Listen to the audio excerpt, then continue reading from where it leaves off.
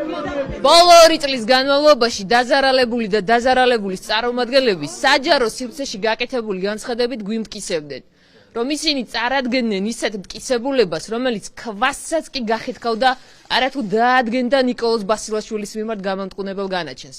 თუმცა დღევანდელი გამამართლებელი განაჩენით დაადგინდა, რომ ნიკოლოზ ბასილაშვილი უდანაშაულოა. ნელი დოროყაშვილი არ არის დაზარალებული. ნელი დოროყაშვილი არ არის ძალადობის მსხვერპლი. ნელი დოროყაშვილი ახორციელებდა ნიკოლოზ ბასილაშვილის მიმართ სისტემურ მუქარაშ, სანტას, იძულებას, ცილისწამებას და პროვოკაციულ ქმედებებს, რომელიც აღკვეთილ იქნა ნიკოლოზ ბასილაშვილის მხრიდან.